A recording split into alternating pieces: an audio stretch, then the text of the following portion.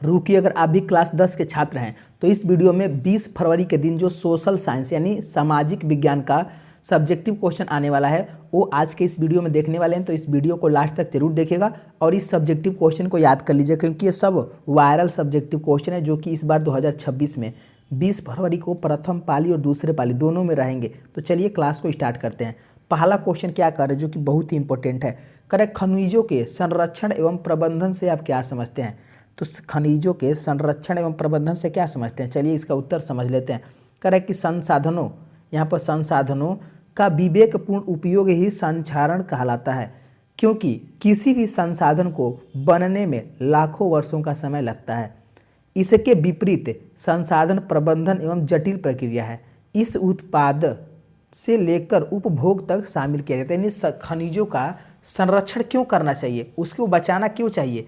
तो जो खनिज होते हैं, जो संसाधन होते हैं ना बाबू, इनका विवेकपूर्ण उपयोग और संचारण कहलाता है। यानी संसाधनों का विवेकपूर्ण उपयोग ही संचारण कहलाता है, क्योंकि किसी भी संसाधन को बनने में लाखों वर्षों का समय लगता है।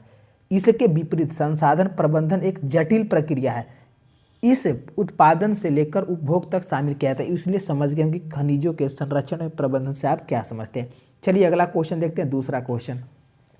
करेक्ट, खादर और बांगर मिट्टी में अंतर स्पष्ट करें। ये भी इंपॉर्टेंट है, कई बार क्वेश्चन आपके पेपर में आ चुका है। तो चलिए अंतर देख लेते हैं खादर और बांगर में। तो देखिए खादर और बांगर, पहला में खादर देखते हैं। करेक्ट कि नवीन एवं उपजाऊ मिट्टी को खादर कहा जाता है। जो नई मिट्टी होती है, जो उपजाऊ मिट्टी होती है, उसे खादर कहते हैं। जबकि बांगर किसे कहते हैं? तो पुरानी जलोढ़ मिट्टी को बांगर कहा जाता है। जो पुरानी जलोढ़ मिट्टी होती है उसे बांगर कहा जाता है। चलिए दूसरा हम देखते हैं कि खादर मिट्टी में बाढ़ का प्रभाव होता है, दूसरा बांगर मिट्टी में बाढ़ का प्रभाव नहीं होता है।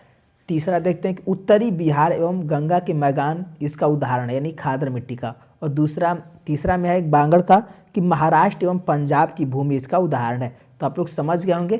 और देखिए बाबू, आप लोग चैनल को सब्सक्राइब करिए। बहुत सारे बच्चे ऐसे हैं जो अभी तक न्यू स्टूडेंट हैं और चैनल को सब्सक्राइब नहीं किए, वो बहुत बड़ी गलती कर रहे हैं, क्योंकि एग्ज़ाम सर पर है और अभी चैनल को सब्सक्राइब नहीं किए तो कर लेंगे, ताकि आपको नेक्स्ट वीडियो में और भी सब्जेक्टिव और ऑब्जेक्टिव क्वेश्चन मिलने वाला है।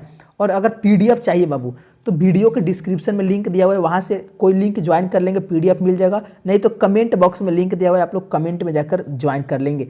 चलिए अगला क्वेश्चन देखते हैं। और लाइक करना मत भूलिएगा बाबू, लाइक कर दीजिए। तो सारे बच्चे अभी तक लाइक नहीं किया, आप लाइक करिए बाबू।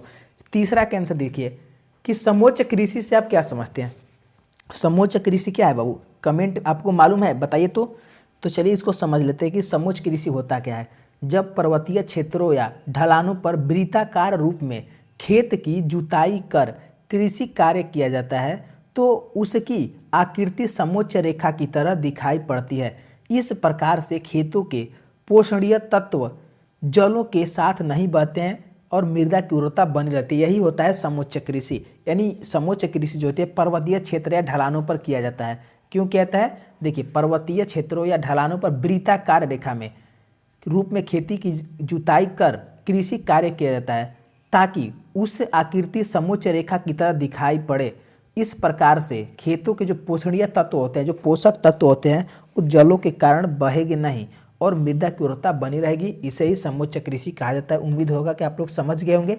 चलिए अगले क्वेश्चन की ओर चलते हैं। चौथा क्वेश्चन करें कि लोकतंत्र जनता की सरकार है कैसे। ये भी VVI क्वेश्चन है कि लोकतंत्र जो है जनता की सरकार है कैसे।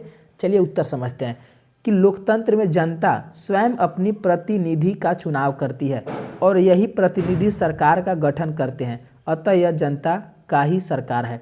यानी लोकतंत्र में जनता स्वयं अपनी प्रतिनिधि का चुनाव करती है और यही प्रतिनिधि सरकार का गठन करते हैं, अतः यह जो जनता का ही सरकार है लोकतंत्र। चलिए उम्मीद होगा कि आप लोग समझ गए होंगे। चलिए अगला क्वेश्चन देखते हैं। पांचवा क्वेश्चन क्या कह रहा है, कह रहा है कि नर्मदा बचाओ आंदोलन का मुख्य उद्देश्य क्या था। चलिए इसका भी समझ लेते हैं उत्तर कि नर्मदा बचाओ आंदोलन का मुख्य उद्देश्य कृषि क्षेत्र में सुधार के लिए सरकार का ध्यान आकृष्ट करना रहा था। इस आंदोलन के समर्थकों का यह कहना है कि जंगल, जल और जमीन जैसे प्राकृतिक संसाधनों पर स्थानीय समुदायों का प्रभावी नियंत्रण होना चाहिए। सरदार सरोवर परियोजना के विरोध के पीछे यह तर्क दिया गया है कि वह पर्यावरण के लिए भी नुकसानदेह है। यानी नर्मदा बचाओ आंदोलन जो है मुख्य उद्देश्य कृषि क्षेत्र में सुधार के लिए सरकार का ध्यान आकृष्ट करना था। इस आंदोलन के समर्थकों का कहना है कि जंगल, जल और जमीन जैसे प्राकृतिक संसाधनों का स्थानीय समुदायों का प्रभाव और नियंत्रण होना चाहिए। जैसे सरदार सरोवर परियोजना के विरोध के पीछे यह तर्क दिया गया था कि वह पर्यावरण के लिए भी नुकसानदेह है। यानी उम्मीद होगा कि आप लोग समझ गए होंगे। देखिए बाबू, अगले क्वेश्चन की ओर चलते उससे पहले आप लोग देखिए लाइक करिए, ये सब क्वेश्चन इंपॉर्टेंट है। और इसका पीडीएफ लेना है तो कमेंट में और डिस्क्रिप्शन में दोनों में लिंक दिया हुआ है, आप लोग कोई लिंक टेलीग्राम लिंक ज्वाइन कर लेंगे।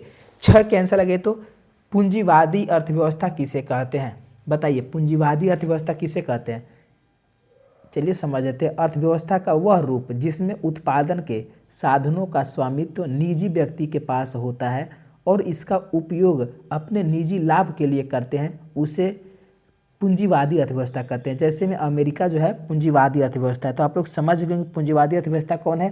तो अर्थव्यवस्था का वह स्वरूप जिसमें उत्पादन के साधनों का स्वामित्व निजी व्यक्ति के पास होता है और इसका उपयोग अपने निजी लाभ के लिए करते हैं। जैसे अमेरिका जो है वो पूंजीवादी अर्थव्यवस्था है। तो उम्मीद होगा कि आप लोग समझ गए होंगे। वीडियो अच्छा लग रहा है बाबू तो देखिए लाइक करिए, अभी तक लाइक नहीं किया, और चैनल को सब्सक्राइब करेंगे, वीडियो को शेयर करेंगे। तो मिलते हैं अगले क्लास में। धन्यवाद दोस्तों, जय हिंद दोस्तों।